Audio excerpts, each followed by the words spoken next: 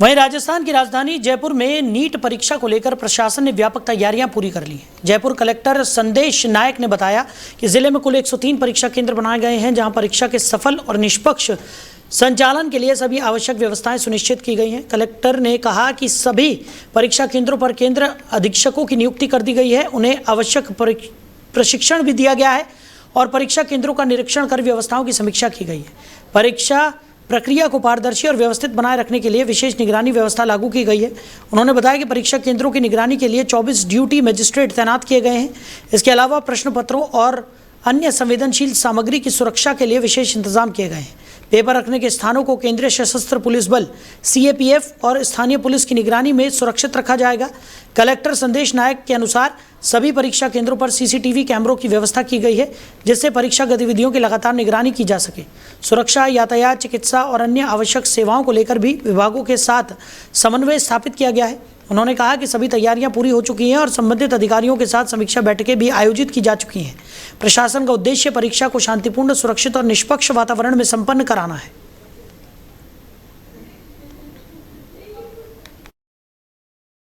इसमें जयपुर में हमारा 103 अपना स्टेशन है, हमारा एग्ज़ाम सेंटर्स है।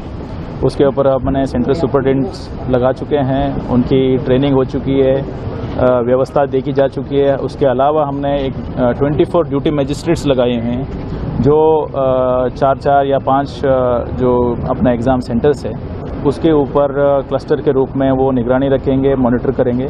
इसके अलावा जो एग्ज़ाम्स के जो पेपर्स है उसकी मॉनिटरिंग जो है, उसके जो जहाँ रखा गया है उसको हम CAPF के माध्यम निगरानी में पुलिस की जो टीम है उसकी निगरानी में ही डिस्ट्रीब्यूशंस और उसकी संग्रहण करेंगे।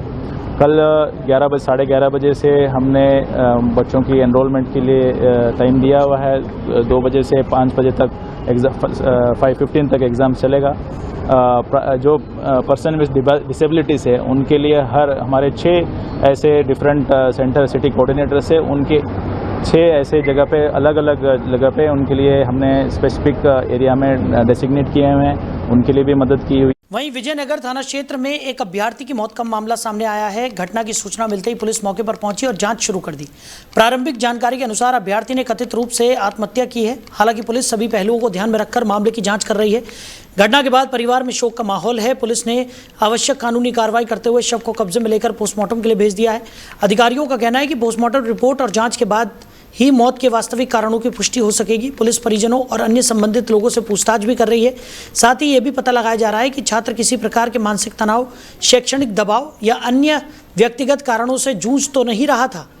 फिलहाल मामले की जांच जारी है और पुलिस सभी तथ्यों को एकत्रित करने में जुटी हुई है। अधिकारियों ने लोगों से अपुष्ट जानकारी या अफवाहों पर विश्वास न करने की अपील की है। मामले से जुड़ी विस्तृत जानकारी जाँच पूरी होने के बाद ही सामने आएगी। बता दें कि अभ्यर्थी ने नीट का फॉर्म भरा हुआ था और पुलिस अब हर पहलू पर जांच पड़ताल में जुटी हुई है। वहीं विजयनगर थाना क्षेत्र में एक अभ्यर्थी की मौत का मामला सामने आया है। घटना की सूचना मिलते ही पुलिस मौके पर पहुंची और जांच शुरू कर दी। प्रारंभिक जानकारी के अनुसार अभ्यर्थी ने कथित रूप से आत्महत्या की है। हालांकि पुलिस सभी पहलुओं को ध्यान में रखकर मामले की जांच कर रही है। घटना के बाद परिवार में शोक का माहौल है। पुलिस ने आवश्यक कानूनी कार्रवाई करते हुए शव को कब्जे में लेकर पोस्टमार्टम के लिए भेज दिया है। अधिकारियों का कहना है कि पोस्टमार्टम रिपोर्ट और जाँच के बाद ही मौत के वास्तविक कारणों की पुष्टि हो सकेगी। पुलिस परिजनों और अन्य संबंधित लोगों से पूछताछ भी कर रही है।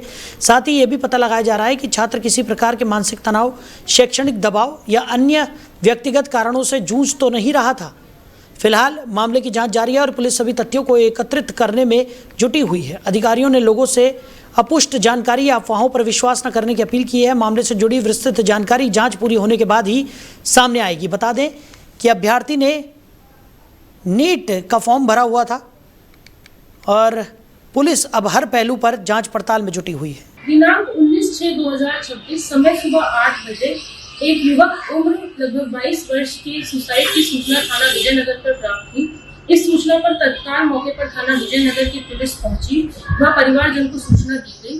शव को अपने कब्जे में लेकर पंचायतनामा पोस्टमार्टम की कार्रवाई पुलिस द्वारा अमल में लाई गई तथा युवक द्वारा सुसाइड करने से पूर्व एक वीडियो बनाई गई थी, जिसकी जांच पुलिस द्वारा की जा रही है। इस संबंध में अन्य तथ्यों की भी जांच पुलिस द्वारा की जा रही है। व आवश्यक वैधानिक कार्रवाई अमल में लाई जाएगी। मौके पर शांति एवं कानून व्यवस्था कायम। तो इसी खबर पर ज़्यादा चर्चा के लिए नीरज जी हमारे साथ जुड़ गए, वरिष्ठ पत्रकार हैं। नीरज जी, लगातार हम देख रहे हैं कि छात्रों के ऊपर दबाव की खबरें निकलकर सामने आ रही हैं। एक तरफ नीट परीक्षा को लेकर भी तमाम तरीके के सवाल खड़े हो रहे हैं और उसी बीच जिस तरीके से एक के बाद एक छात्रों के ऊपर दबाव की जो खबरें निकलकर सामने आ रही हैं, और उसका ताज़ा उदाहरण है कि एक छात्र ने यहाँ पर आत्महत्या जैसा कदम उठा लिया है। किस तरीके से देख रहे हैं आप इस पूरे सिनेरियो को?